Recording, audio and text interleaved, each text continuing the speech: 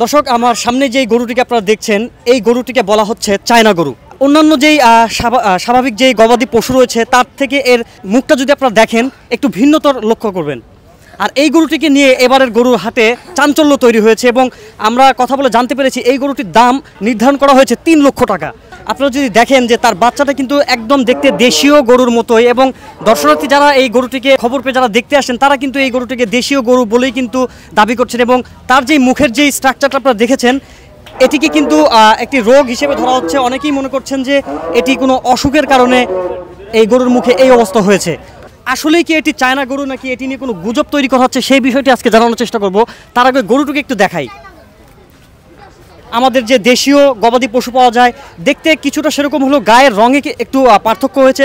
এবং এই চায়না গরু এইটি প্রচার হওয়ার পর থেকে কিন্তু দেখতে পাচ্ছেন রীতিমতো এই গরুটিকে দেখতে ছোট থেকে বড় সকল ধরনের মানুষ কিন্তু এখানে ভিড় করছেন। কিছুক্ষণ পরপরই কিন্তু দেখা যাচ্ছে এই গরুটিকে দেখতে সাধারণ মানুষের উপচে পড়া ভিড় কিন্তু লক্ষ্য করা যাচ্ছে। দর্শক, এই গরুটি এবার উঠানো হয়েছে গাবতলী বৃহত্তর পশুর হাটে এবং এই গরুটিকে নিয়ে কিন্তু এবারের গরুর হাটে কিন্তু চাঞ্চল্য তৈরি হয়েছে। এই চায়না গরু নিয়ে কি বলছে আসলে সাধারণ মানুষ কি ভাবছে সেই বিষয়টি আজকে জানানোর চেষ্টা করব। এই যে আপনার সামনে যে গরুটা, এটাকে বলা হচ্ছে চায়না গরু, এই বিষয়ে আপনার ধারণাটা কি একটু বলবেন? চায়না গরুর যে কোয়ালিটি থাকে সেই কোয়ালিটি সম্পূর্ণ চায়না গরু কিনে এটা তো আমার বিশেষ ধারণা নেই।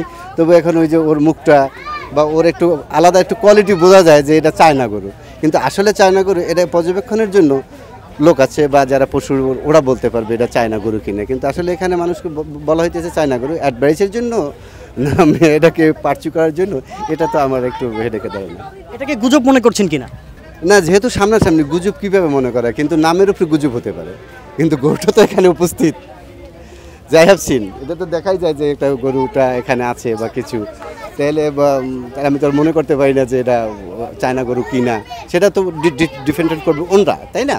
বা ওনরা এটাকে বলবে, কিন্তু আসলে যে ওর মুখটা বা ওর একটু আলাদা কোয়ালিটি অন্য গরুর সেই, এই আর কি।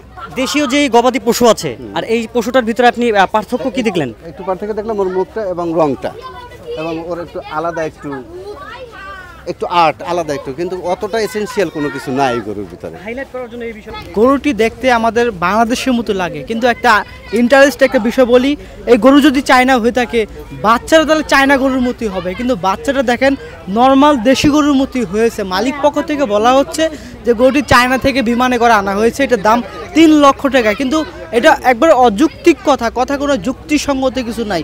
আমরা গ্রামে গরু দেখি, গরু একটু অসুস্থ হলে গরুটি, এই যে আপনার দেখাই একটু গরুটি দেখান, গরুটি অসুস্থ হলে এরকম হয়। এই গরুটি চায়না বলে তারা চালাচ্ছে একমাত্র তারা ভাইরাল হওয়ার জন্য বা গরুকে আকর্ষণ করার একটা মার্কেটিং, এটা ধরেন একটা সিস্টেম, তারা এটাকে পুঁজি করে একটা মার্কেটিং সিস্টেম তা তৈরি করছে। এটা ঠিক না। তারপরে বলতে হয় এসব করে যারা গরু বিক্রি করে বা বিষয়টা অন্যদিকে চলে যায়, এটা কি প্রতারণার হয় কিনা, প্রতারণার দিকে যাচ্ছে কিনা? এইটার দাম 3 লক্ষ টাকা কি যৌক্তিক কিনা? ভাই, যার টাকা আছে সে কিনে নিবে 3 লক্ষ টাকা গরু, কিন্তু এটা যদি আপনি একটা বাচ্চা পোলাপানেরও দেন 3 লক্ষ টাকা গরু যে যৌক্তিক কিনা, সেও বলবে যে না এটা অযৌক্তিক বিষয়। কিন্তু সেটা কেউ এখন পর্যন্ত কেউ এটা দামও জিজ্ঞেস করে না, এটার বিষয় কেউ জিজ্ঞেস করে না।